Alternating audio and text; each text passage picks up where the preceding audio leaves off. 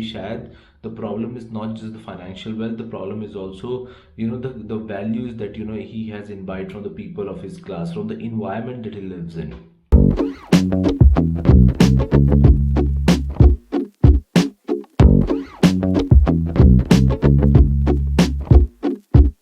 Welcome to culture vulture.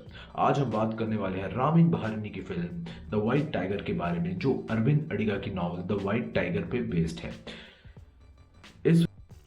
इस film में 3 important themes हैं जिसके बारे में आज इस वीडियो में, जो पहली थीम मुझे सबसे ज़्यादा इंपॉर्टेंट लगी वो है क्लास डिवाइड की। क्लास डिवाइड की या सोशल डिवीजन की, हम इसको किस तरह से भी बोलना चाहे तो हम बोल सकते हैं। तो बेसिकली स्टोरी बलराम हलवाई की है। बलराम हलवाई एक चाइनीज़ बिजनेसमैन को एक अपना मेल लिख रहा होता है, वो गोइंग टू विजिट इंडिया, और उसमें वो अपनी पूरी कहानी बताता है। उस कहानी में वो बताता है कि he is from a very poor village and that his family is exploited by the landlords and he wanted to escape the cage. He compares all the two roosters जो कि केज में बंद है, और वो देख रहे हैं कि उनके साथ दोस्तों को काटा जा रहा है, लेकिन वो उससे बाहर निकलने की भी कोशिश नहीं करते। They like to be the way they want to B.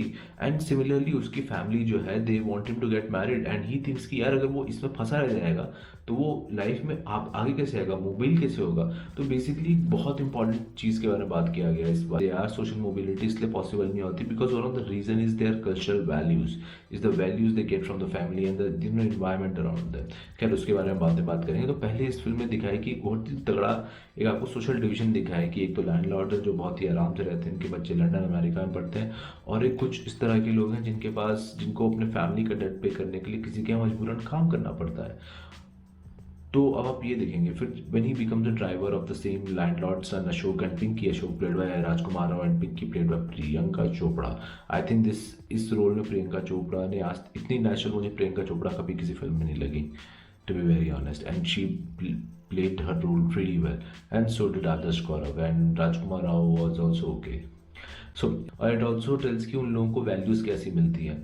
तो आप एक सीन में देखोगे कि the kind of people Ashok is hanging out with, the kind of he is going around talking to ministers, giving them bribes, and you see his servant Balram, he is hanging out with drivers, he's hanging out with the people who belong to his social class, and he is talking to them, and वो basically उनसे उनकी cultural values imbibe करता है।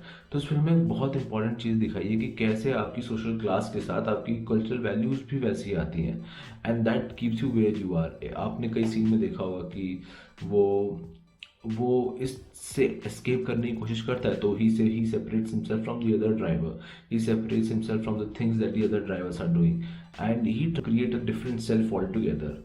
सो आप ये देखोगे he somebody who understand this कि may be शायद the problem is not just the financial wealth, the problem is also the values that he has imbibed from the people of his class, from the environment that he lives in.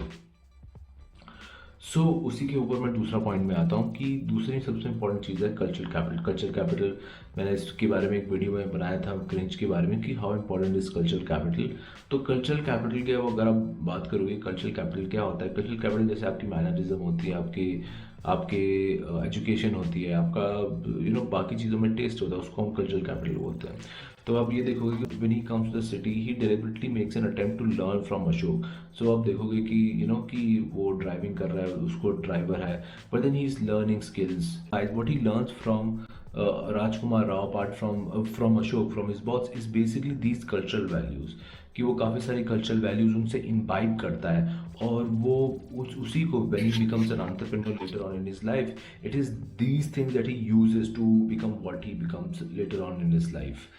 सो अब आप ये देखोगे that is how the importance of cultural capital is shown. वो बात हो गई उसकी कि कल्चरल वैल्यू कैपिटल की, कि कल्चरल कैपिटल कितना इंपॉर्टेंट दिखा है इस फिल्म के अंदर। तीसरी आपको मैं बताऊं सबसे इंपॉर्टेंट जो मुझे थीम लगी इस फिल्म, एडिपल थीम दिखी। तो एडिपस कॉम्प्लेक्स बेसिकली एक थ्योरी है सिगमुंड फ्रॉइड की।